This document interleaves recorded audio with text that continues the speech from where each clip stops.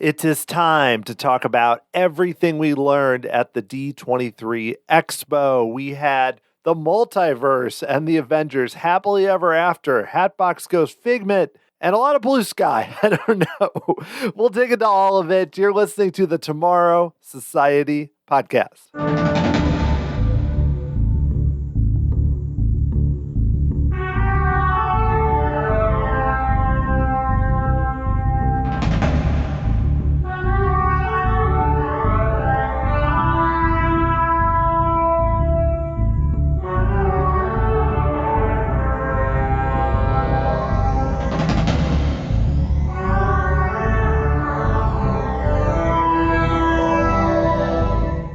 Thanks for joining me here on episode 177 of the Tomorrow Society podcast. I am your host, Dan Heaton.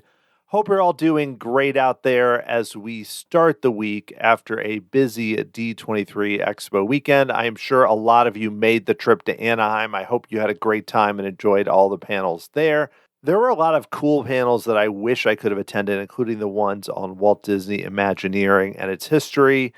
But, of course, the big focus of the weekend was the parks, experiences, and consumer products presentation from yesterday, September 11th. Josh D'Amaro got up for what ended up being about 2 hours to go through a lot of new announcements, some updates, some strange detours, though not as many as usual. And the result was a fun presentation, but also head-scratching at times. I am not someone who's going to bring down the fire and brimstone and say that the world is ending and the sky is falling or anything like that. But I have a lot of thoughts about the presentation itself and how Disney is presenting its future, and then also about what they are focusing on and what they are doing and what this could mean. And this felt very different than 2019, mostly in a good way, but in a few other ways, not so much. And I know, I have not listened to any long podcast reactions. I want to be as much, just give my thoughts, but I just gauging the online reaction. I feel like during the presentation, it was mostly pretty positive. But as we got to the end, everyone got a little confused. And I think that really didn't send people off feeling great about the boundless future, if you will. So I'm going to dive into all that. And in a similar way to after 2019 on episode 80, where this is a little more off the cuff and just not that much editing. It's mostly just me sitting down. I've written down some notes, looked at the Disney Parks blog and other resources, and just talking over my thoughts. And so it may seem a little less polished, but I feel like that's kind of good. This is sort of similar to my Tomorrow Society bulletin shows that I do every month for members on Patreon, and where I just kind of taking a topic and just diving in, just me kind of giving my thoughts. I know this is a slightly different format than usual. There's no guests, there's no interview, but I hope you enjoy it because to me, there is a lot to cover. And I am sure that I'll take a few detours and circle back and come back and everything else. But I've been thinking about this for a while in terms of Disney's future. And now that we know a bit more about especially the next 3-ish years with the calendar they put up and everything else, well, calendar with no dates, of course, it'll be interesting to figure out where this goes. So I would love to hear what you think of this show and this format. You can always email me, dan@tomorrowsociety.com, or contact me on social media. Just look for Tomorrow Society, Twitter, Facebook, Instagram, YouTube. But regardless, let's just dive right in. We're going to talk about everything that happened, a lot of the announcements, and I also want to talk a bit about the messaging they're giving. Super excited to do this. I hope you join me on this journey. Let's go for it. Here are a lot of thoughts about the D23 Expo and Disney's big announcements.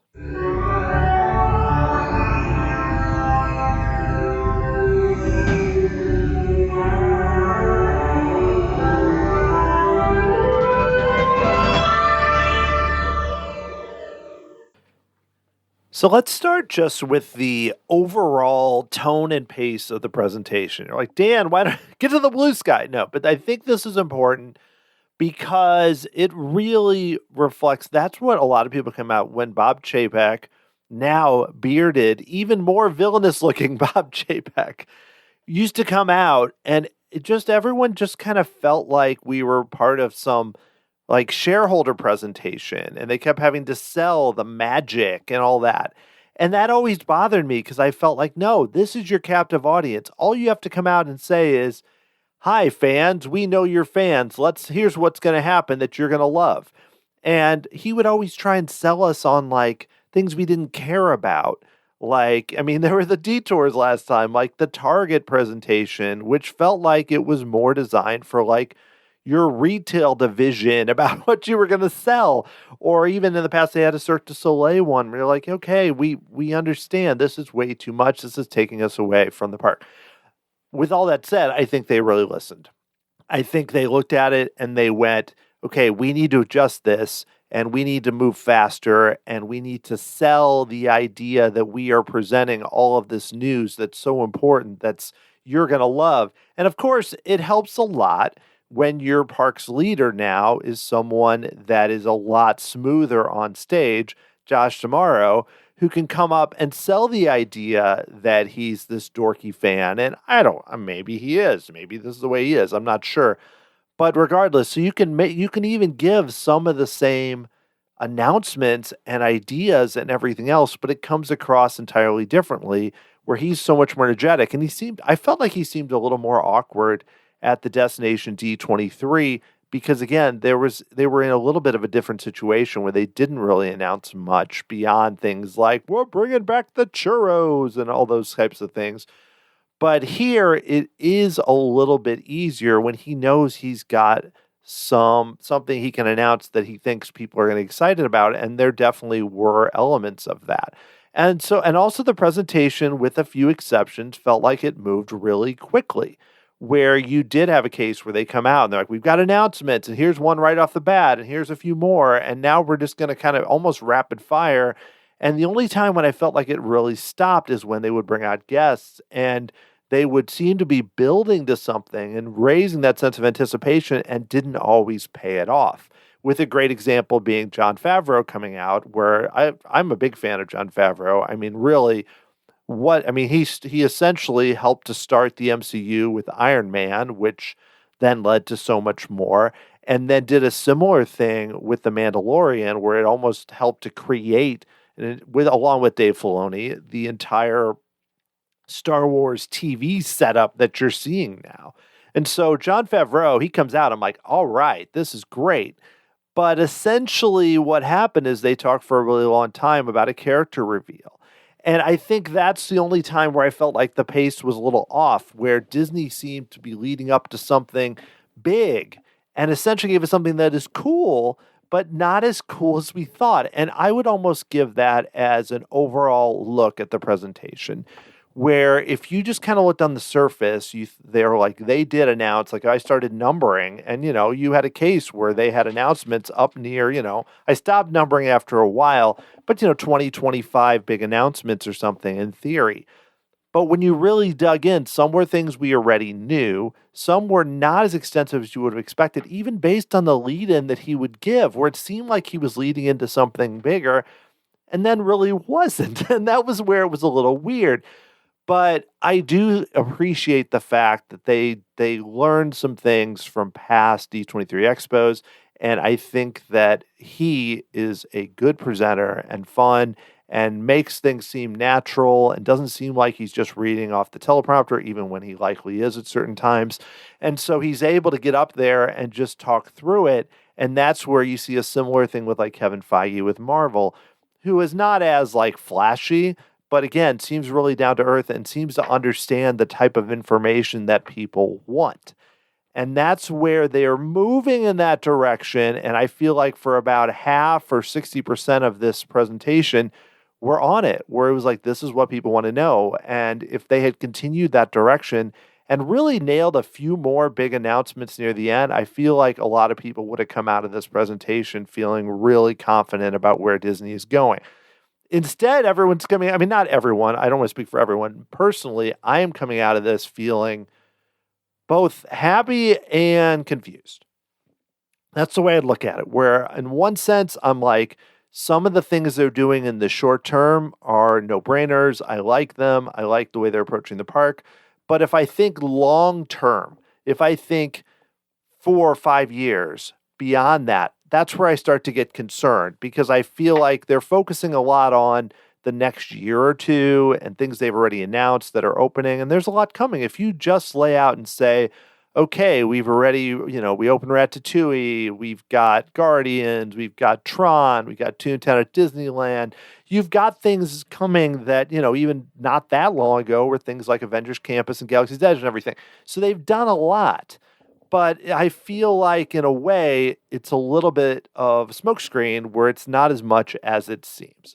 But not to veer off too much in that direction yet, because I feel like that really comes into play in a bit when I talk about some of their blue sky, which I'm going to hold off for a while now because I feel like I'll never get to anything else if I go on that. Another thing that I thought was interesting was the real focus on, in the messaging and in the wording, about fans and concerns. They had things that are like, we hear you. Phrases like, we understand. Thank you. They focused up front on thanking cast members. Josh even said, I understand. He talked about COVID and the pandemic. And this tone, to me, is really important. And I appreciate that they took that, where it didn't come off like, we are Disney and we are amazing, at least in the beginning. There did appear to be an element where they were saying things like, we understand your concerns, we understand where things are.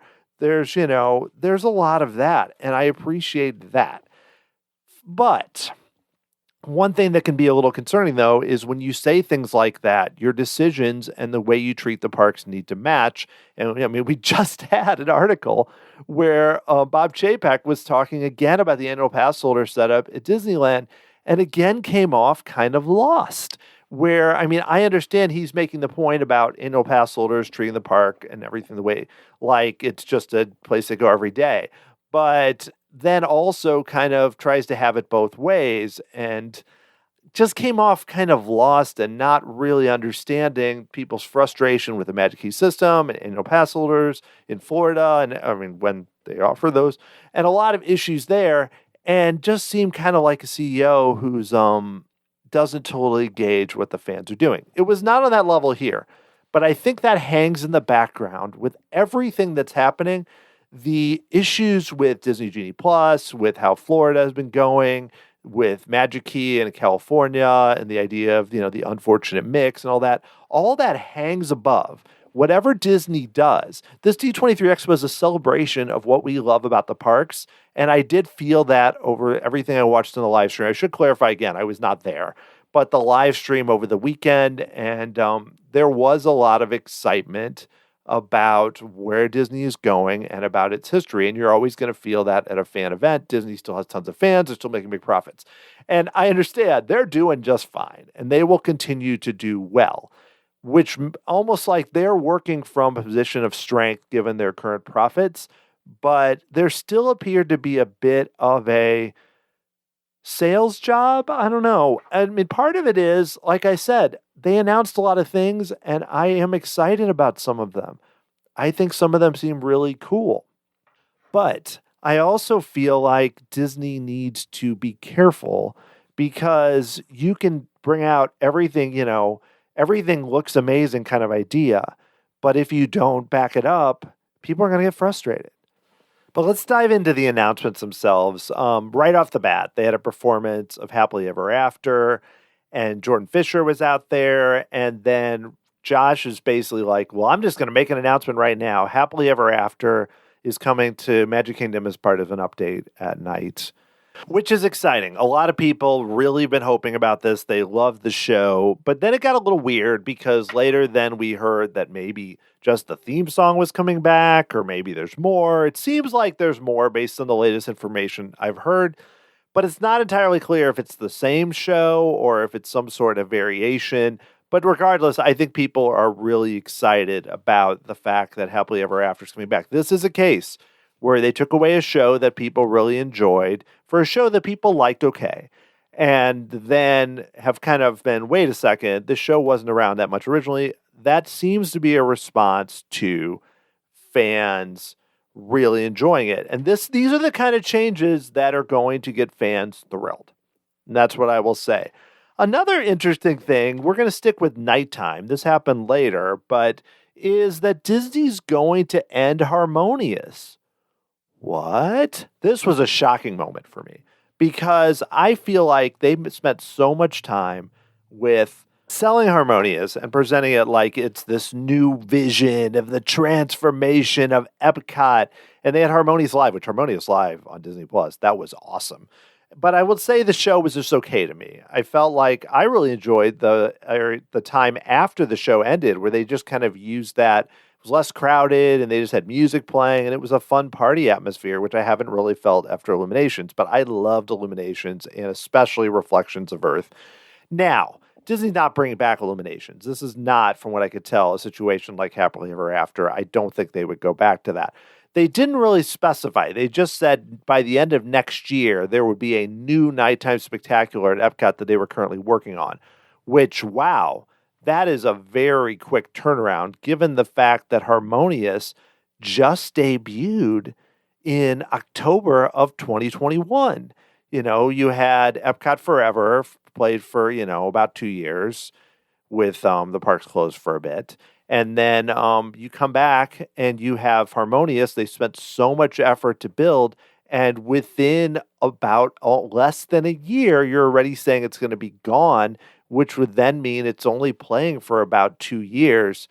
Wow. Now, of course, this could be a variation on Harmonious that still uses the same barges and the screen and everything else. If it does that, then it's like, I guess it's better. Maybe we don't really know. So I'm not getting too thrilled. For me, as much, I'm just so surprised that Disney has announced they're ending Harmonious, and they announced it very quickly, where I went, really? That's what you're going to do? And Disney really seems to be focusing on their nighttime shows right now. World of Color 1, another variation of World of Color, is going to open, and a new show, Wondrous Journeys. Both are going to open at Disneyland. This was an announcement near the very end as part of next year's Disney 100 celebration. They're going to do that. So, and they did have a performance there to kind of end the day of the Wondrous Journeys song. So Disney's really focusing on nighttime. However, still not giving us a date when Fantasmic will open. This seemed like the perfect time. They just had that ad come out where it seemed like they were working on rehearsals. And it seemed like the perfect time to say, Fantasmic is returning in October, is returning in November, even next year, whatever. Get people excited. They didn't bring it up, which that's something that I was really hoping that Disney would give specific dates or months at least for Tron, for Fantasmic, for the railroad opening, for Moana Journey of Water. Instead, we still got either no mention, like with Fantasmic and the Railroad, or mentions that didn't really tell us anything, like Tron. I mean, I guess it told us it wasn't this year. Spring 2023, or Journey of Water is even going to be later in the year. And I feel like that's a missed opportunity because, and it could, the most likely scenario is they don't know. But if you're really trying to encourage people to book trips, I guess then the other option is if people book trips, if you say Tron's coming in February and then Tron appears in May and people have booked trips for that, then they're going to be frustrated and want to cancel and everything else. But Journey of Water, late 2023, wow. I know that that's taking some time and I didn't feel like they were close to finishing, but the fact that it's still another year for what's essentially a walkthrough attraction with some cool effects, that tells you something. And essentially, Disney is saying with that they're going to be finished with their World Celebration update. This did appear on the timeline. 2023 would be finished, which essentially means the updates with Communicore Hall and the entertainment being added behind Spaceship Earth. And then that's technically World Nature with Journey of Water. But all that Epcot area, I assume, is going to be finished by the end of next year. And you can kind of sell it as this is still part of the celebration of Epcot's 40th anniversary, though probably won't be totally finished till the 41st anniversary. But, we're splitting hairs here at this point. Disney's still celebrating the 50th and well beyond then, too. But basically, we didn't hear anything also about an update to Spaceship Earth, which I have mixed feelings about this because I feel like the announcement they gave with the updates, while part of me thought, oh, this is going to be cool. They're using some new effects, the story light and the power of light and everything else and storytelling being the focus. I was just kind of, I don't know about this. So there's a small part of me that's kind of relieved they did not talk about Spaceship Earth in this update. But then there's another part of me that's kind of like, well, I rode that recently and it needs maintenance. Things aren't running as well. It just didn't seem like it was shining like it should. And of course, the descent is still kind of a mess. So part of me is like, they need to address it. But then it seems like they've decided that people still like this attraction well enough that they're just going to punt. But maybe when they finish all that area, they can work inside Spaceship Earth because then you have everything around it working. But I'm still a little skeptical they're going to do much with it for a while. And sticking with Epcot, really the only real new announcement beyond them saying they're going to have an all new nighttime spectacular late in 2023 was Figment. And talk about botching the setup here, where they show a shot of Epcot and they show the Imagination Pavilion in the background. And it was right after they talked about Journey of Water. And the thought was, and even I just got chills because he mentioned, there's another character that everyone really loves. And I thought, oh my gosh, they're going to do it. Because by this point, they had just gone through a lot with Disneyland. They said they were going to come back there.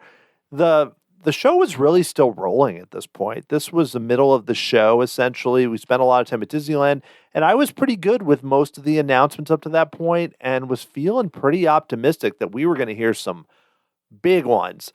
But I hate to say unfortunately, because I know that the idea of meeting Figment in person is cool. I like that. I think it'll be fun. I even told my wife about that and she was like, oh, that's great. I'd love to meet Figment. And we're not even a really big family in terms of meeting characters and everything else. I mean, we'll do it for my girls and everything, but, and I enjoy it, but not really something we have to do. But I like this idea. In a vacuum, having a meet and greet with Figment is cool. And granted, part of me is also, again, a little relieved that they weren't like, we got Inside Out 2. Now we're going to make Imagination Inside Out 2. No, don't do that. Don't do that, guys. So not hearing it like with Spaceship Earth, I'm like, well, we might have dodged something there. However, the idea of your big announcement for Imagination is a Figment meet and greet right now. It's a little bit of a letdown, especially with the build-up where you're like, we're going to tell you something new. We're going to talk about all this news. And the news is a Figment meet and greet. I mean, okay. The funny thing is I really wanted Disney to have more announcements about kind of complimentary attractions, more things for people to do, popular things. This does meet that requirement because people are going to be excited to meet Figment. Figment will probably be a Genie Plus reservation that you can get. I don't think it'll be impossible. This is not going to be Anna and Elsa after the Frozen Fever. But this could be something that people are going to want to do, which will take pressure off other ones. Checkbox there. So I don't hate it. I like this idea. I just wish that was being combined, even if Josh tomorrow said, we are bringing this next year, which they did say next year, and then we are currently pursuing a new Imagination attraction. This is in the conceptual phase. That will happen in phase 2, in a few years after that. Something. If they did that. But they were careful until the last 20 minutes. They were careful not to promise things they weren't going to do too often. I feel like they were trying to just keep it down to earth, which is something I wanted. So I appreciate that. But it is a bit of a letdown. It's one of those yay, oh kind of feelings like, yes, Figment. And that's it. Oh. And that's kind of a little bit of what I felt with a lot of the presentation was, yes, that's awesome, but that's it. And I think Disney also does tend to get that because it's one of those things where they do provide things that attractions, ride shows that are on such a high level that when they either don't provide it on a high level or provide not as much or promise not as much, you kind of are like, can't you think a little bigger? Can't you read the room a little better? And that's where it's tricky, though, because, and a lot of this too is the landscape with a lot of price increases and cutbacks on perks, because people look at it, fans look at it and go, okay, you're going to charge me this much more. You're going to charge me where tickets are not double, but getting close to double what they were 5 years ago, where hotel rooms are up $100, $200 a night from what I paid before. I don't have Magical Express. I have to pay for Genie Plus. Resort parking, whatever you want to choose at this point. There's a lot of examples. I am willing to accept all of these things, but it's a two-way street. I'm willing to do this if you continue to invest in the parks at a level you haven't before to justify the continued price increases. And the perks is a whole other thing. But it's like, this is a relationship where I am paying my hard-earned money and my time to expect a top-notch experience. The higher the price goes, the higher my expectations go for the experience. So if you bring in a meet and greet and then have this attraction that just looks so old where the effects don't work and it's worn out and everything, that doesn't reach the level. The meet and greet might, if the attraction was also on that level. And I think that is what really frustrates people a lot about Figment and Imagination. And even this announcement is just that it's not going to be what they expect. But I know I'll be excited when I go to meet Figment and do that. That'll be cool. But the rest of it is kind of like, I'm meeting Figment, but I don't want to meet the Figment for the current attraction. I want to meet the original one. Why not bring out Dreamfinder? And I know you're only going to do that if Dreamfinder is part of a new attraction and blah, blah, blah. But I really hope they have now announced this and they are going, okay, at Destination D23 at the end there, we're going to say, hey, don't you love the fact that you started meeting Figment a few months ago? Now, guess what? We're taking it to the next level with X.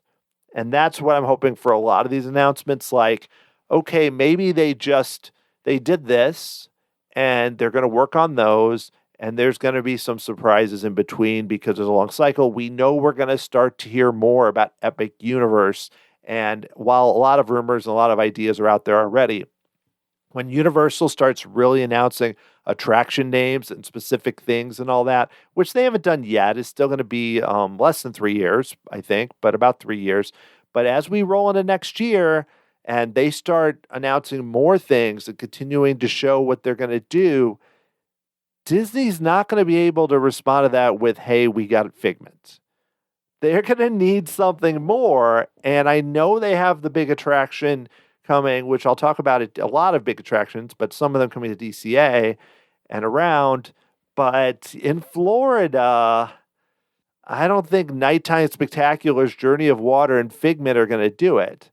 And I think that while Tron is going to be awesome, we've known about Tron for a long time. So while I'm sticking around with Disney World, before we shift to some of the other announcements, I want to talk a lot about what they really focus on Disneyland. Let's kind of roll through a few of the other changes at Walt Disney World. One is that the Hatbox Ghost coming to the Haunted Mansion. Cool. That's good. I do like the idea of the Hatbox Ghost being a kind of a Disneyland thing and it being different. However, if they want to bring it to the Haunted Mansion in the Magic Kingdom, that's cool. It's not something that really moves the needle for me that much. I think it's like, oh, okay, I like it. I like the Hatbox Ghost. Talk to Daniel Joseph about it.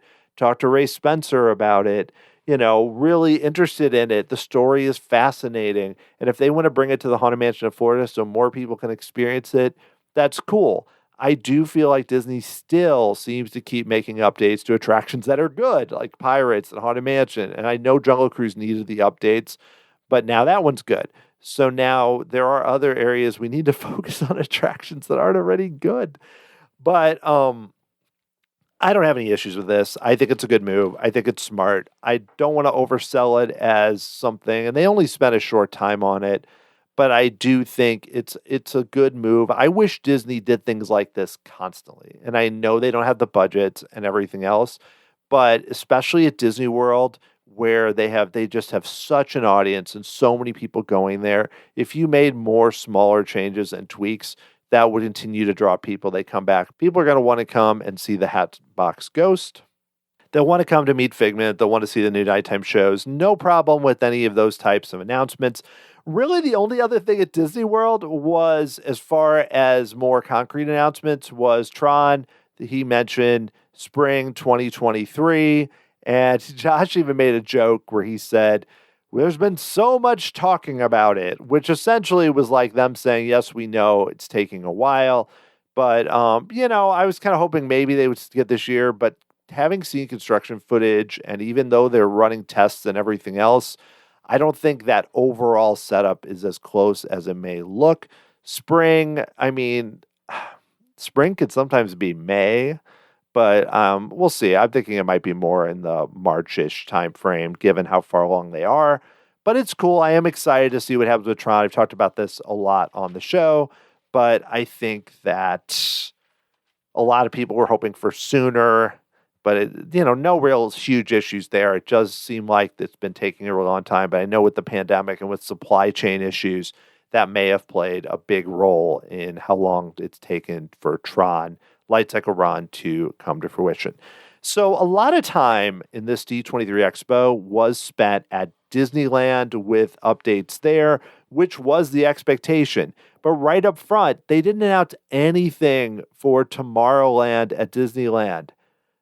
Not even cosmetic changes. Not even saying we're going to have this new exhibit inside where the launch bay is. Now, they had already come out and said they're going to have a DVC lounge upstairs there. So I guess that's something. But there was so much speculation that Disney was going to announce a redo of Tomorrowland. This was also speculated in 2019 to give you an idea of, and probably in past ones, so I don't really remember, to give you an idea of how long this has been talked about. And there was nothing, not even a new Star Tours mission, which people thought might come about. And they didn't mention it at all, which was weird too, because when he finished all of these announcements at Disneyland, Josh said, we're going to go back to Disneyland later. And I thought, they're saving the Tomorrowland update. And even there seemed to be pretty strong rumors that the People Mover was going to be in there. And they didn't mention it at all. And that was really disappointing. To me, this was the most disappointing thing that they did not announce. I had really convinced myself that they were going to do something to update their Tomorrowland. And the fact that they didn't mention it at all, I don't know if this is a case where with them already updating Toontown, but you easily could have announced it and then they don't start construction or do much that would impact the land until after Toontown.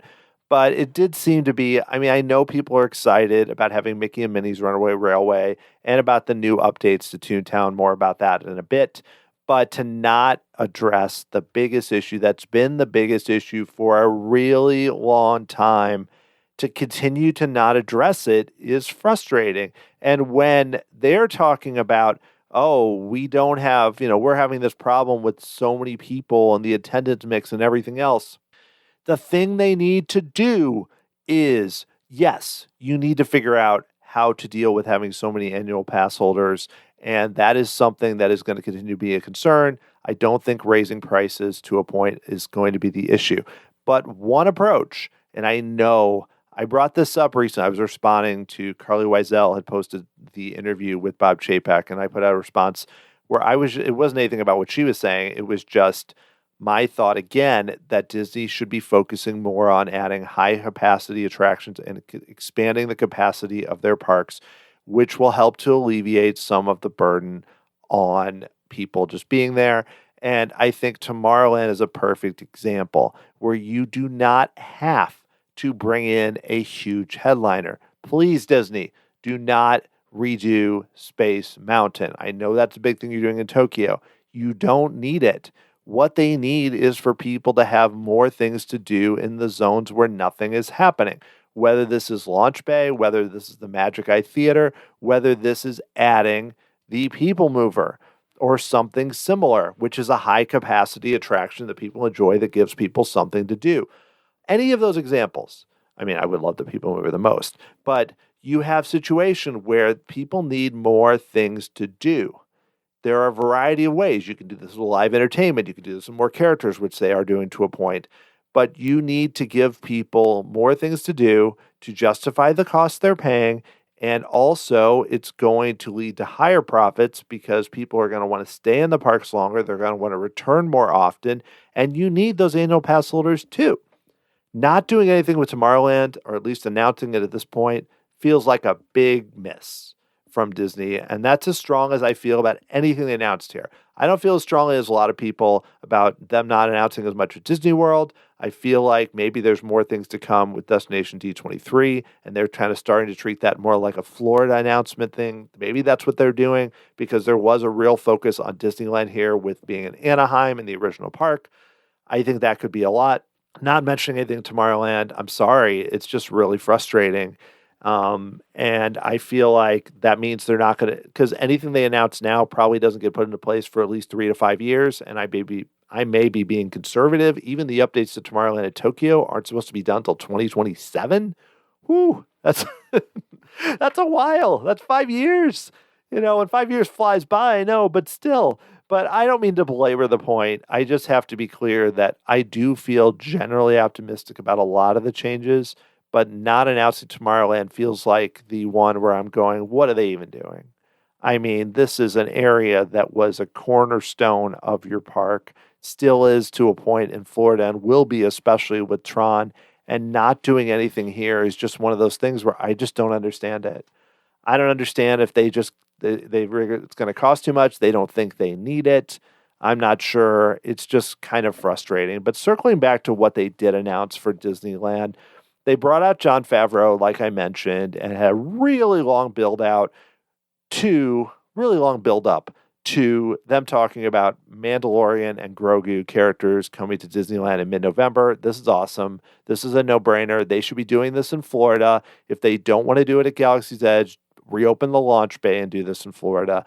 But regardless, I don't want to make this about a complaint, because I think this is cool. I think this is something Disney should do. I love the fact that, at least in California, that they have recognized they need to bring these other characters. You've had Boba Fett and Fennec Shan walking around, having Mando and Grogu there.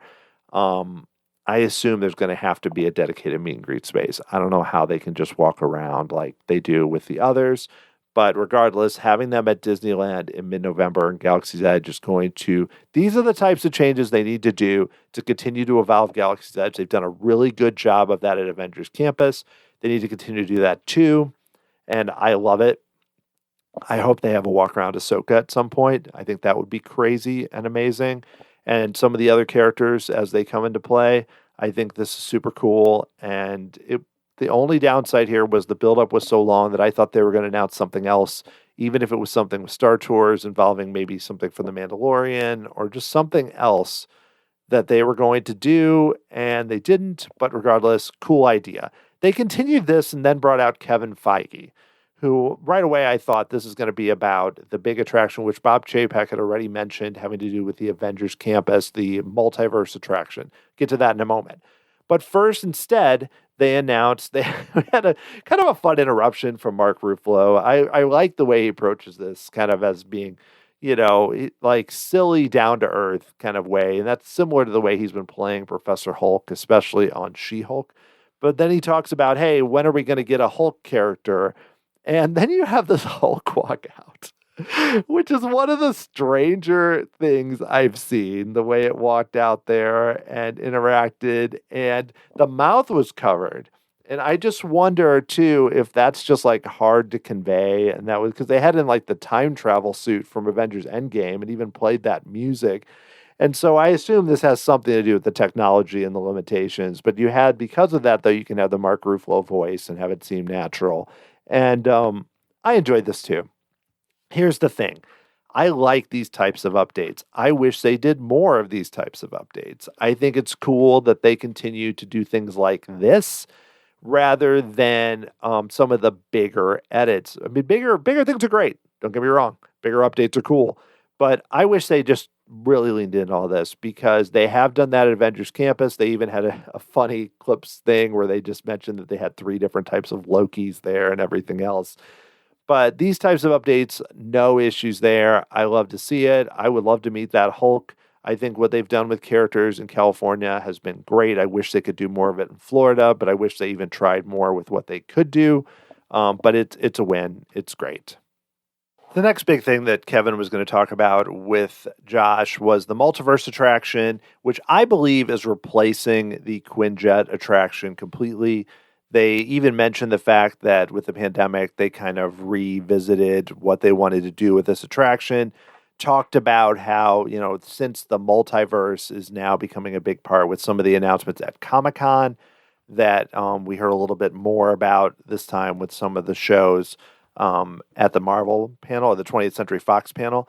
So they talk about this attraction, which, based on what we know, seems cool. It's basically saying you get to battle against all the Avengers' biggest foes with, and then including King Thanos, which I really like this idea of, because of the multiverse, you're almost treating Avengers Campus like it's its own thing, where basically you can do whatever you want.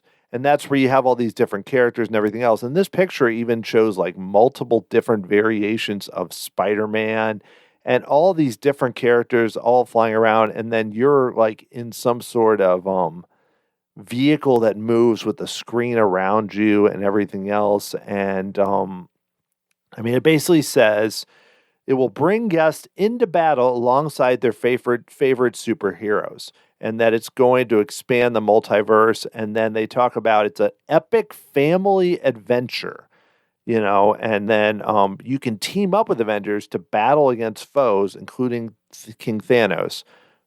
Battle. Now, does battle mean we just sit there, or are we going to get to do something? I don't know. Is this a passive attraction? Because Disney's really focused on, we have it with, for example, you have, even with Galaxy's Edge, Smuggler's Run, you get to fly or do other things in the Falcon. You have Spider-Man web slingers, where you're moving your hands all around. Even Rise of the Resistance, you're involved in the story. I'm curious how they would make you involved in the story. This is what happens when I do less editing. You get to hear stuff like this. But, you can really dive into all the different characters. You can even see a Captain Carter, Captain America variation of Agent Carter, just a lot of different characters. You can see Miss Marvel with the giant fist, lots of characters, She-Hulk, others involved in this picture. Now, how many are going to actually be involved, I'm not sure. But regardless, the King Thanos with his white beard, cool idea. I don't have anything against this. I just want to see them get moving. Like, let's go, because they announced this and they're talking about it kind of still in rough terms. I would think best case, we're talking 3 years, and that's assuming they've done a lot of things behind the scenes, so this is probably one that we're thinking 2025. I don't know. It just, they're not announcing a date. They obviously did put up the timeline from the, of the D23 Expo and what Disney is going to be doing in the next 3+ years. That image that was put up on the screen by Josh D'Amaro there, and it did not show anything of this attraction because they don't know. They probably don't know how long it's going to take. So, I'm looking at the image right now from there, and obviously that only goes to 2024. So now that I think about it, so you do have a case where it could be in the 2025 setting, because 2024 we have things like Tiana's Bayou Adventure, which got an entry on that slide for both Disney World and Disneyland. But then they have other things like Ship and Polynesian. The only attractions in 2024 listed there were those two, and I think they're not going to only want to have those on each coast, but maybe they will. But then let's assume they think that Tiana's is the big move for 2024. I would think the earliest we see this is 2025, just judging by that. But, cool deal. I think it's good. I'm all for this. I think they need another attraction at Avengers Campus. The things they've done with characters there have been great. I just think that they need to continue to focus on that and building from that in strength in DCA. No issues here. Similar thing, which surprised me a bit, the Pacific Wharf area is going to be rethemed to San Francisco from Big Hero 6. It's interesting how Big Hero 6 is continuing to get attention at the parks. We recently had the Baymax attraction, which I wonder if they didn't mention that. They talked about it more just in terms of updating theming and all of that with Big Hero 6, but I do wonder if they were going to add an attraction to the San Francisco area. It does just say a feature a place to meet Baymax as well as new spots to eat and shop. So there's nothing that says they're actually going to do that because that area already is more an eating and shopping area. So, but they're going to do some retheming there to kind of fit along with Pixar Pier. And now they also announced the official name Pixar Place Hotel, which is continuing to make progress to replace Paradise Pier. We saw some concept art there. From what I've heard, I've not stayed at Paradise Pier. What I've heard is Paradise Pier is not a great hotel. So, hey, if they want to do that, works for me. Everything else, I mean, of all the places where you're going to change it up, it's not like they're changing the Grand Californian to be something like that. If you're going to do that, go for it. I think it's fine. Another thing they mentioned around that time is some updates to Downtown Disney. I admit I am not familiar with the restaurants that they mentioned they are adding. But I think it's cool to have basically, some California staples there. Yeah. And I mean, a lot of people rave about Porto's Bakery. And I think that's a good addition. Din Tai Fung, people seem to like that too. And I hate to say it so vaguely, but I just don't know much about it. But I think if you're going to make the dining experience better with the restaurants you're at Downtown Disney, kind of similar to what they did with Disney Springs, I think that's also a good move. Also wanted to briefly talk about Toontown. They showed some concept art. Some of this came up actually on the media preview on Thursday, but the El Capitan Theater, and they're having an entirely different kind of introductory area there for Mickey and Minnie's Runaway Railway. Good stuff. I think everything with Toontown looks cool. Just making it more accessible, making it something that everyone can enjoy and inclusive. I think that's all great. And I don't have any issues with that. They've already done updates to Roger Rabbit. The area looks cute, looks fun. And my daughter even, who's 9, looked at that and was like, I want to go there. Like, well, that's always a good sign, Disney. That's something that's positive.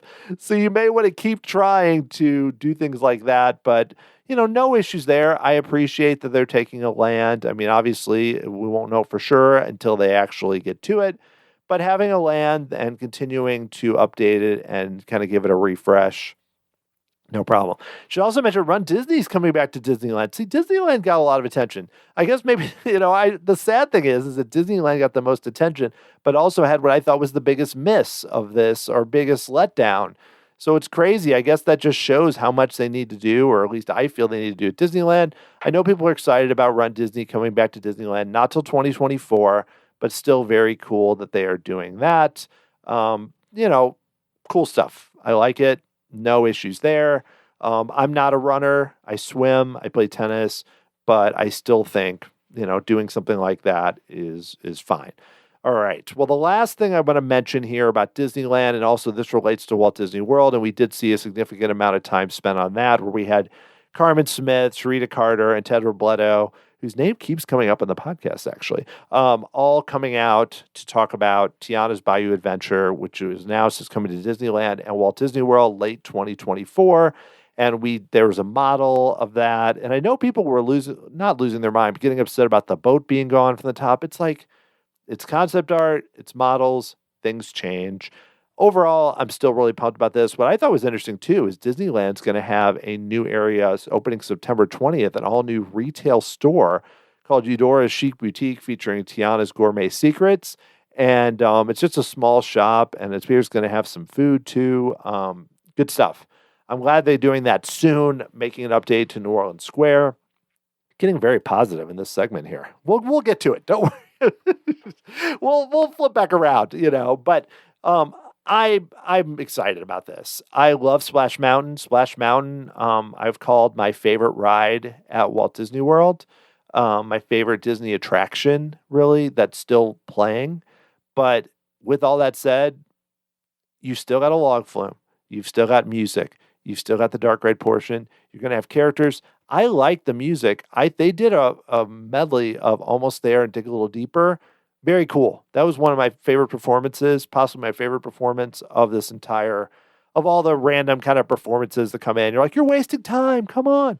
But essentially, I think this is going to be cool. Nothing I saw in this made me think less that it was going to be cool. They're bringing in basically the voice cast, including the leads, are all going to be back to voice the characters. We briefly saw a shot of what I believe is Tiana animatronic. Concept art looks great. Love the look at night. They showed how it's going to be all lit up at night. Reminds me a little of Pandora, but they're going to do a lot more with the area at night and build that up. Don't have that much more to say because we've already kind of looked into this before, but I think this is going to be a home run. And I'm curious in Florida, though, like how this New Orleans, this attraction that essentially pays tribute to New Orleans, is going to fit in Frontierland, and whether they're going to make any more changes around it that way, or you're just going to kind of call Frontierland. I mean, that Frontierland is the Old West. That doesn't work, but you can't really move the attraction. So we'll see how that all goes. More on that a little bit later near Frontierland. But in general, I think this is cool. I like the updates. I think the concept art does not give me any pause. All good there. We're really rolling along here, Disney. See, I mean, this is the point, like I mentioned, where I was looking at this and going, I'm good with a lot of what they're doing. This is really going to be a home run presentation. You know, the multiverse attraction looks cool. Tiana's looks cool. I'm feeling really good at this point. You know, even with some of the updates, we did go down and talk about Disney Cruise Line. I should mention that the new ship is going to be called the Treasure. It seemed like it was going to be Adventure for a little while. You know, my choice, the Chapek, didn't work out. So, you know, I guess they can't really choose that. But, you know, it's fine. I'm not really a Disney Cruise Line person just because, you know, it's nothing against it. I think it would be a wonderful vacation. Aaron has motion sickness, so we don't really go on cruises. And I know that big ships, that might not be an issue, but, you know, and they're also super pricey. And I've always been more of a parks guy than a Disney guy. But hey, everything about this looked cool. Also, they announced the Disney Wonder is going to go to Australia and New Zealand. That's pretty cool. Josh D'Amaro took a brief trip to Lighthouse Point, the new island that appears to be set to open in 2024 in the Bahamas. Hey, I'd like to go there. That sounds really fun. And so that was an extra thing. And I know there are podcasts out there about Disney Cruise Line that I think will do a great, you know, service to the news about this, including the DCL podcast there. Just a lot of shows like that I think, that are going to be ones that you should check out, that are going to much better give you an idea of what this means, the ship and everything else they're doing. I am the last person that should be giving detailed responses about Disney Cruise Line. Before getting to the curious ending, I will say that there were some updates internationally. Early in the presentation, there was a very quick update that came in just right off the top. Pixar, We Belong Together. This is going to be a new show in the Studio Theater in Paris. This was when Josh was talking about the anniversaries, since Paris is going to continue celebrating their 30th anniversary through September of 2023. So there's a little bit on there then. And then later on, we had some discussion of Shanghai Disneyland, mostly the focus on Zootopia. And they showed the police officer character animatronic that looked pretty cool. And, you know, just a very quick look, but they had also had in the media preview section, or actually really in the Imagineering area, that exhibit had some puppets that would talk back and forth in a building. You know, I'm looking forward to that in terms of Shanghai and what they're doing. Whether or not I want to see Zootopia all over the place, that's another thing. But in terms of that, I think it's fine. They also brought out Lena Bell on stage there for their mention of Duffy, which was really kind of a way to advertise the Duffy and Friends stop-motion animation TV series on Disney+. I've enjoyed learning more about Duffy and Friends through Ethan Reed, recently Scott Hennessy, you know, and Carly Wiesel, who actually led a panel on Duffy and Friends over the weekend, which I would have enjoyed seeing on the live stream, but they did not include it. So it's kind of fun to have that quick update, though I know I saw people referencing, what is going on here and everything. It was fine. It was only a few minutes. And then, of course, they mentioned a lot about the Frozen areas in Hong Kong Disneyland, supposed to open in the second half of 2023. And then Paris is Frozen Theme Land. They also mentioned that there was going to be a Tangled attraction in Paris, which I think is very cool. I'd like to see more of that in that Studios Park, which needs a lot of help. There's also going to be some hotel suites at the hotel in Paris themed to Frozen. Okay. And then, of course, they showed the Fantasy Springs, which that area looks very impressive. The head of the Orlando Company was there in the audience.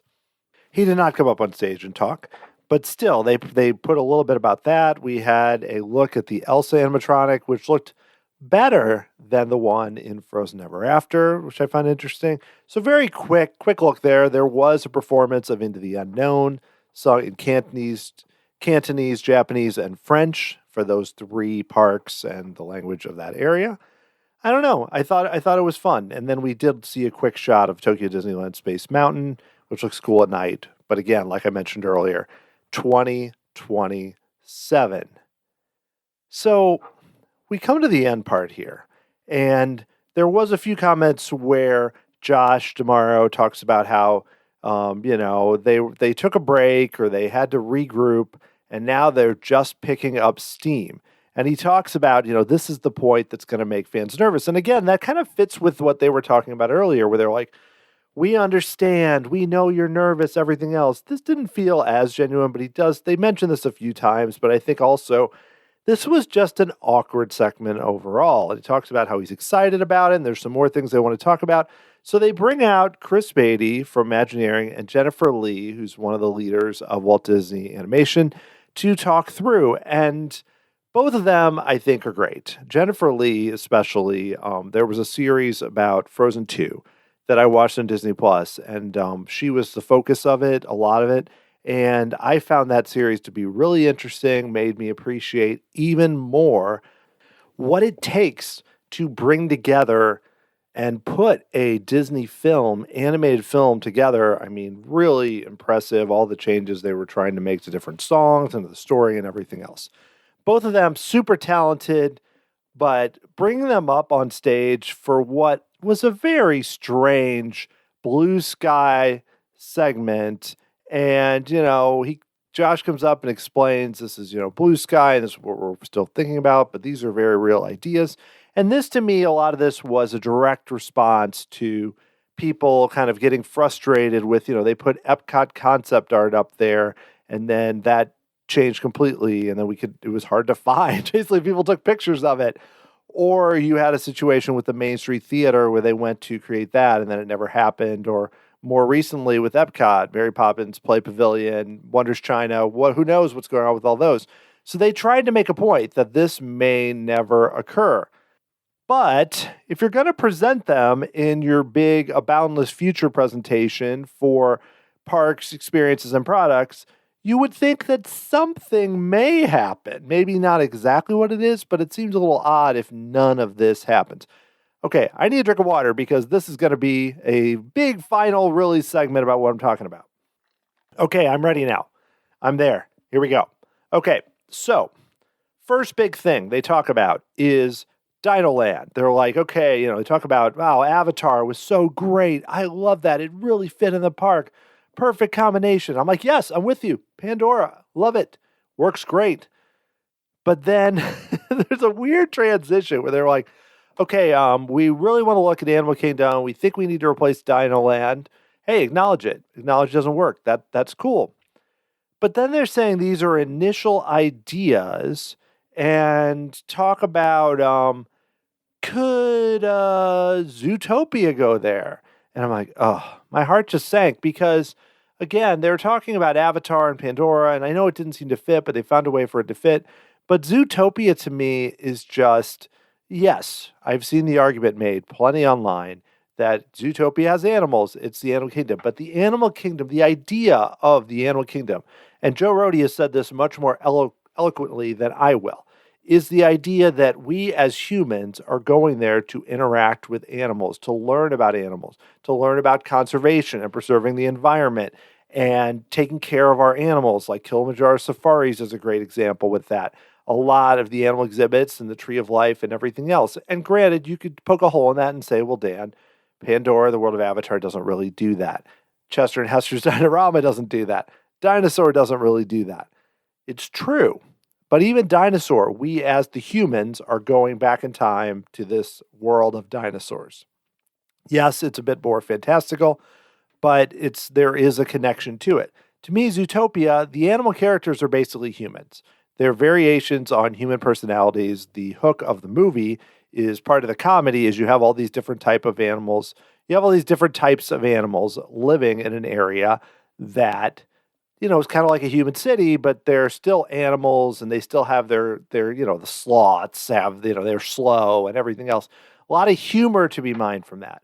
It's funny, but to me, it's all, it's like, it's not the same to say, well, there's animals, so we should put Zootopia in there. Now, granted, they quickly kind of said, well, how would Zootopia go? And, some people cheered and, the usual, but not everyone. It seemed kind of a mixed bag. I mean, the crowd didn't seem as into it, but people obviously some people like the movie Zootopia. I enjoyed it when I saw it. I didn't have any strong feelings against it. So it's not one of those things where it's like, oh, this is, some terrible thing. Zootopia is the worst movie ever made or anything like that. No, I like Zootopia, but I think that it still seems kind of lazy. It seems so obvious that it's like, really? You can't do anything more than that? But here's the interesting part is, if they just said, we're considering Zootopia, here's some concept art, here's what we're thinking, okay, but that's not what happened at all. Instead, you have a situation where they talked about Moana, and then they released concept art having to do with Moana. Now, to me, Moana makes more sense because Moana is tied to a specific land in our world. And yes, it's like a fantasy story, but you could easily tie it into like the Polynesia area and the Pacific Ocean and some of the wildlife there and how that world goes. We need to conserve that and all that. That's great. That totally fits. And then we look at the concept art, and if you look at it, there is a spinner attraction with sails that could be, in theory, a variation of Triceratops spin, or at least in that same area. And then you look to the left, and there's like a log flume. And there's the big boat, kind of like in Moana. And then there's a log flume drop, and there's all green everywhere and everything. And I look at that, and then you have what looks like some like huts, which is like a village. All of this to me, here's the thing, though. I know I could complain about Zootopia, but I will say that Chester Hester's Dinorama needs to go away. It really doesn't fit with the parks. If Disney ended up doing something even close to this concept art and involved Moana, and then maybe, it's interesting because there is a spot, like if you go way to the back, there is like a building that looks like where Dinosaur is, where, I'm not sure, but it's concept art, that possibly, the Dino Institute in the building, maybe that is the Zootopia portion, or maybe that's also connected to Moana, because that's what you have to think about. They already have this ride system there and everything else. Would you just start over completely and remove that ride completely? Or is there some way you can use that in another way? If you're really completely moving away from the dinosaur type concept, what else would you do there? And I don't want to read too much into this because this is concept art. This could change a lot. Think about that Epcot concept art. But I do feel like at least Moana fits better. Now, there's a larger idea, though, where when Disney thinks about how do we replace Dinoland, they're essentially just deciding which movie or which group of characters. Instead of looking at it the opposite way and saying this will be a region, whether it's South America or Polynesia or whatever, or we're going to focus on marine life or something like that, and then bring the characters in that fit that theme, Disney is flipping it on its head and basically going through their films and just saying, I want that one, I want that one, I want that one, which is not a new thing. This is what Disney's kind of been doing lately, especially in the overseas parks. If you think about Fantasy Springs, where you have Frozen, Tangled, and Peter Pan all in kind of almost like an Islands of Adventure, maybe, or Disney Sea Islands, though most of those did not start out, at least completely, as, relating to, and that is, of course, a Disney Sea, Fantasy Springs, but relating to IP that way. But this is the way that Disney is going in terms of their intellectual property. Instead of saying we're going to create an area And then maybe, like, for example, Africa, and then we're going to have Lion King, which I know was already in Camp Mini Mickey, but move that there, for example, something like that. Instead, you're having an area that essentially you could call Moana Land or Zootopia Land or whatnot, kind of following the trend of Star Wars Galaxy's Edge, Pandora, the World of Avatar, Toy Story Land, something like that, that you're essentially doing that further. And to me, while that could lead to a really cool theme park experience, which is what we want, and I appreciate the fact that Dinoland, in theory, will be getting attention at some point, because it is blue sky concept art, as it's been explained, that this still feels a bit like, okay, guys, is there anything else you can do? Now, Dinorama is just a dead zone. So if you're going to invest a bunch of money to make it better, that on its own, that is great. But this idea of blue sky and of just choosing IPs, I think is still a concern, because to me, yes, that's okay. But when you have these parks that in theory have their own identity, Epcot, Animal Kingdom, Hollywood Studios, and yet what you're really doing is kind of treating those as just sort of setups for lands based on movies or series or whatever. Like, would Moana in that area have actual wildlife there? Now, I know we don't have that with Pandora, but do you want to have another land that does that? And then you have this weird situation where you have these other areas that have actual animals, and then multiple areas now in your park that don't. Now, granted, Dinoland doesn't currently have other animals, really. But is that really where you want to go, where you're replacing that? And so then, I mean, I guess, in theory, they were going to have Beastly Kingdom and everything else. But to me, Moana, I could get a lot more behind, especially if it's like this concept art. Zootopia, yes, it would be an improvement over Chester and Hester's Dinorama. I feel very confident in saying that up front. But to me, it doesn't really fit in the park at all. Now, granted, Guardians of the Galaxy, I didn't really feel like fit in Epcot either. And I know the attraction's very good. I'm sure I'll probably enjoy it. So I'm kind of being a little hypocritical here, but just on the surface, that seems to be this way. Now, this was one element where a lot of people were speculating there'd be a Dinoland replacement, but they didn't really announce a Dinoland replacement. They just said, we're thinking it over, and this is something that we may do. Okay, how long is it going to be? It's 2022, and these types of lands probably take 4 to 5 years to build, I would think, conservatively speaking. Sometimes things take longer. Sometimes they go up to 6 years if you're talking about concept art and everything else. Or 3, you'd have to be pretty far along at this point. So if they did this exactly and said we're going to start tomorrow, it's probably 3 to 4 years, I would guess, and that's moving pretty quickly. So, okay, 2022 right now, I don't think we have this by 2025. I think if they do something, this is something they announce 2 years from now, and then they're going to do in 26 or 27. And then you get to a point where you're like, why are you taking so long to replace this land that everybody knew was terrible for years, that we knew was bad in 2019? Even if Primeval World was still there.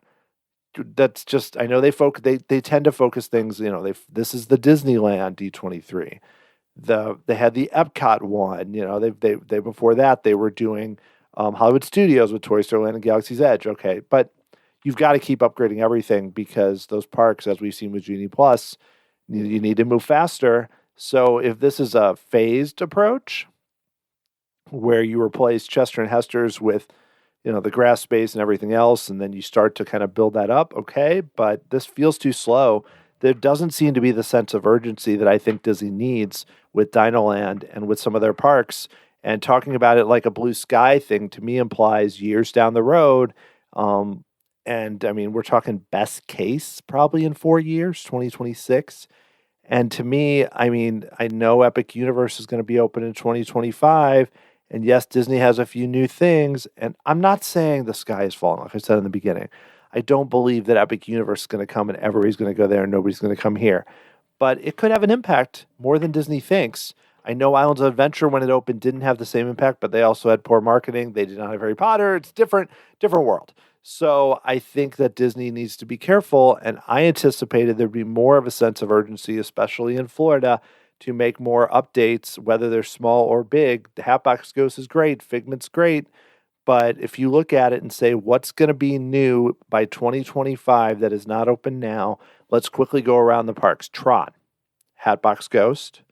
Okay, let's go to Epcot. Figment and Journey of Water. 2 things. Okay, let's go to Hollywood Studios. Nothing. Nothing we know. Animal Kingdom. Nothing. So it's like, that's 3 years from now. And, if you look, I'm sorry, I skipped Tiana's too at Magic Kingdom. Even though it's a replacement, that is something big. So Magic Kingdom, I feel like with Tron, Tiana, and Hatbox Ghost, you can go, okay, all right, I can see that.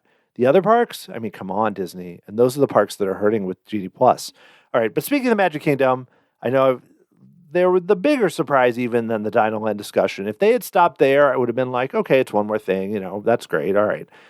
They talked about new frontiers, and they said, okay, what's beyond Big Thunder Mountain Railroad? And it's like, what? What are you talking about? Is this a 5th gate? I don't think so, but let's dig into what they said might happen. This is the weirdest part of the presentation. So I mentioned the Magic Kingdom in general as a place that seemed to be in better shape, especially with its big new headliner plus a replacement for Splash Mountain that's going to draw some attention. But now they said, well, why we're looking for this area, what's beyond Big Thunder Mountain?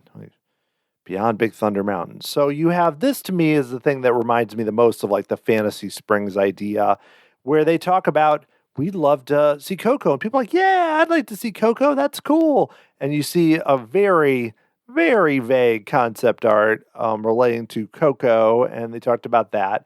And then you have another situation where like, Encanto, that would be cool, right? So this is cool. I also liked Encanto. Sure, I would love to visit that area. And then they're like, and then we have an area themed to Disney villains. Wait, what? What? And the thing about it is that Disney villains was rumored at one point to be a 5th gate, or everyone's talked about it, or a nighttime park that they talked about as one option to take over kind of the Pleasure Island area. But it's like, wait, what? Wait, I don't understand. So now, there is concept art out there, though. Disney has not released the concept art from this or Zootopia. That tells you a lot. But you can see Big Thunder in the foreground, and then right behind it, you have a situation where you have the Coco Land, you have basically Encanto and their house, and then you have looming in the background some sort of castle with villains and everything else. And so that, to me, but if you think about it in terms of the Magic Kingdom and how the Magic Kingdom is currently set up, and I'm going to give, because they took the time on this in their big presentation, I feel like it does deserve discussion. I know I've been going on for a while, but if you think about it, behind Big Thunder, you have the Rivers of America.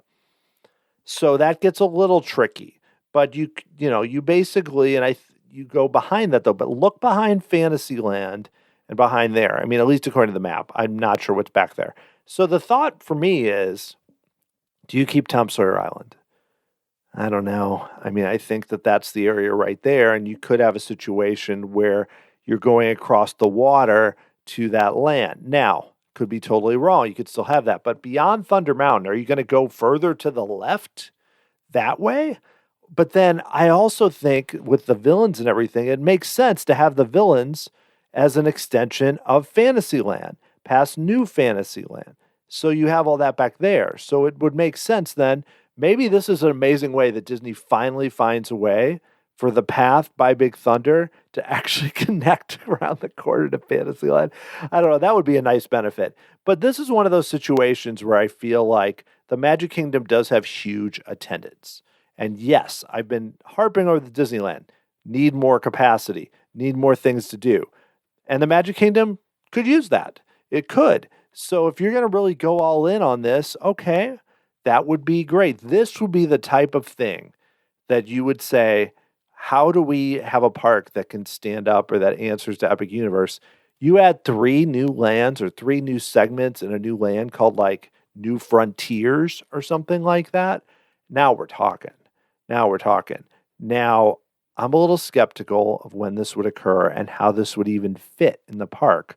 And, I assume you could kind of roll around the back there where you don't actually mess with the rivers of America. So it gets a little tricky.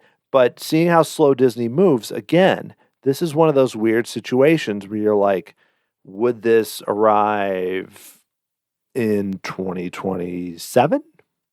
28? I don't know. I don't know how far we're looking here. This is a big expansion. Now, how much do we take this seriously?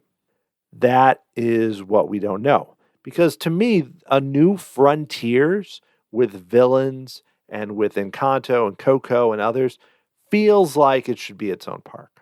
Now, I'm not one of the people that says they need to do a fifth gate because, like I just talked about, I feel like they need to focus their attention on Epcot, Hollywood Studios, and Animal Kingdom and making them offer a lot more to do rather than doing some sort of multi-billion-dollar park that ends up having the same issues as they do where there's not enough to do.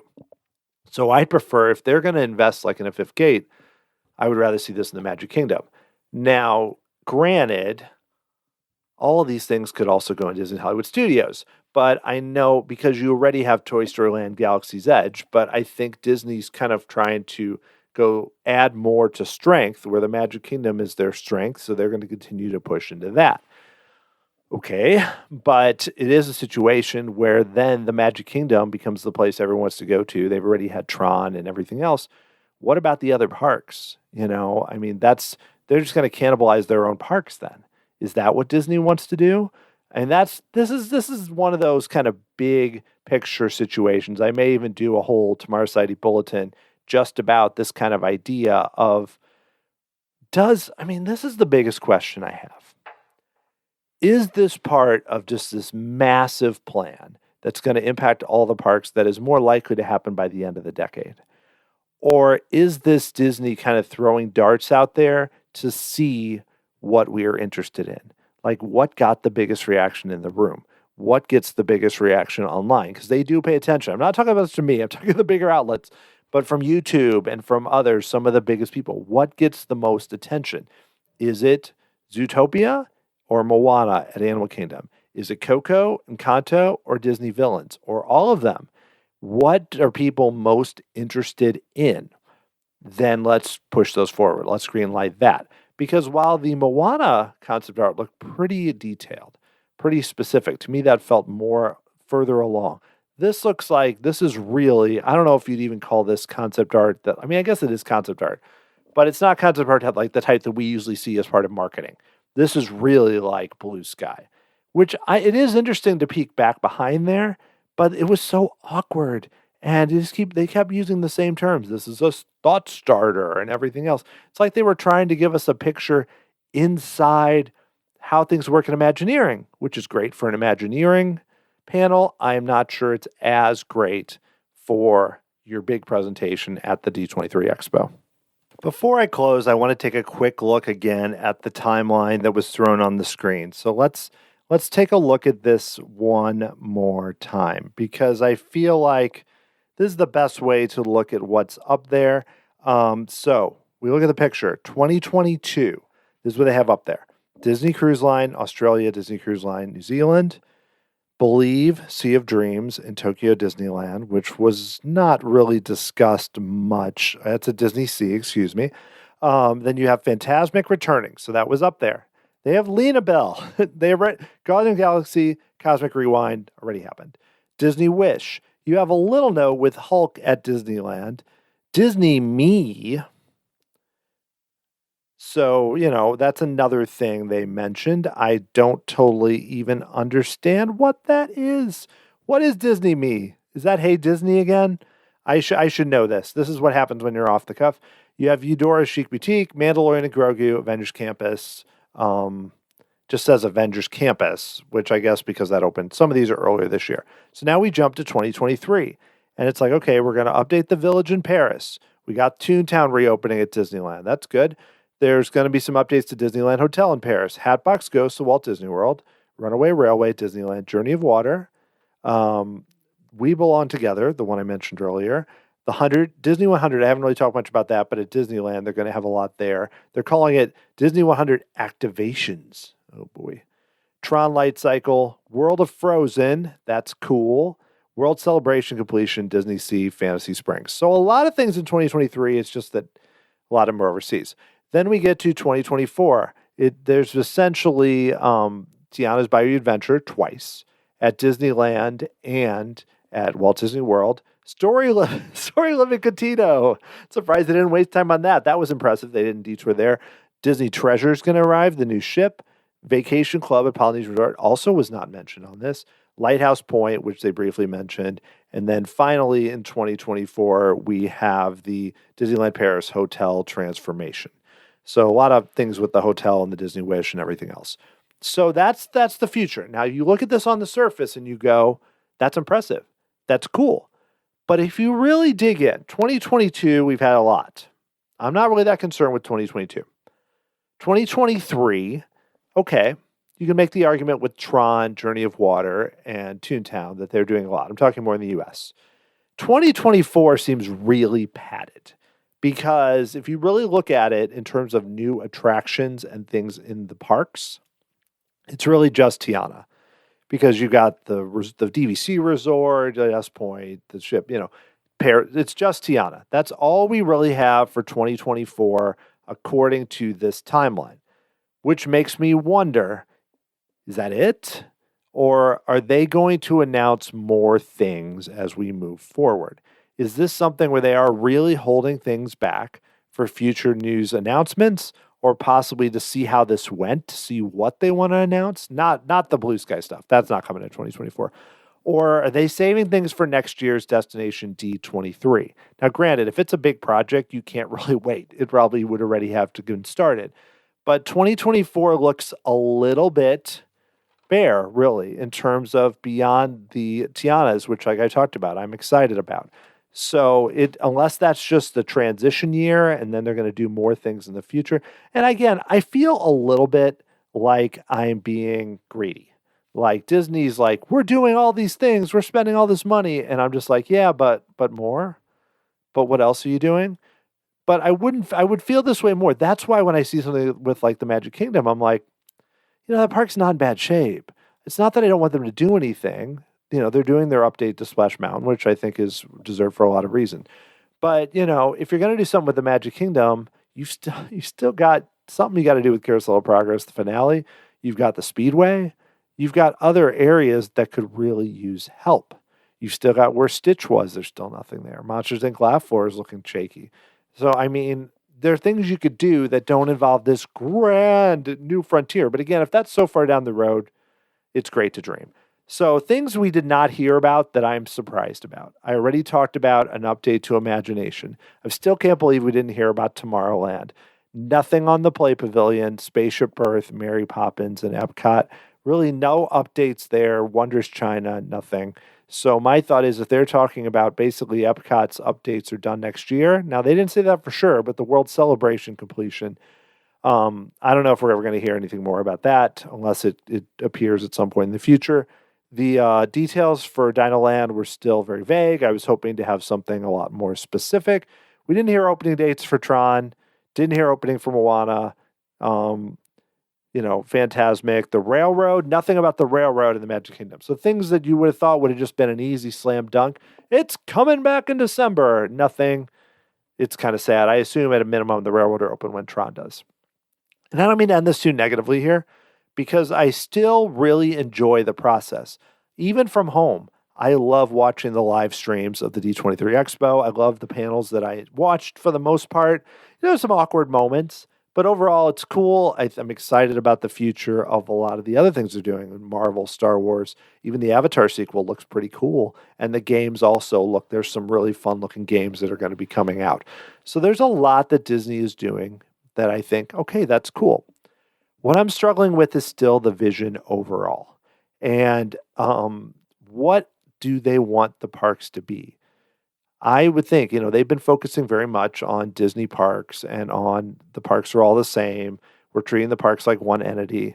And that's continued. That started under Iger, so I don't mean to just pick on Chapek, though he was involved. And Josh D'Amaro is working to the marching orders of his boss. But that doesn't let him off the hook either. He could be pushing for things. But in general, I just feel like I understand Disney is looking at it as comparing themselves to Universal as saying, we can both make great theme park attractions. But what we have differently is our characters and our brands. Now, there is a question about some of the brands. Are they as strong as Disney thinks? Yes, no, whatnot. But Disney does have very strong characters, strong brands, very popular films. I like a lot of the films. But me approaching it as someone who grew up being excited about the parks, some of my favorite attractions growing up were Space Mountain, still are too. Space Mountain, Pirates of the Caribbean, Haunted Mansion, Big Thunder, or Epcot, Spaceship Earth, Horizons. What do all those things have in common? They're not based on any films. They're not based on any characters. I do like a lot of attractions based on characters. I think what they've done with Star Wars Galaxy's Edge is impressive. Rise of Resistance is awesome. Pandora, the World of Avatar is great, and I don't really care about the film. So I'm not anti-IP. I think it can be done well. Go for it, Disney. I understand this is a differentiator. This is something that you can use.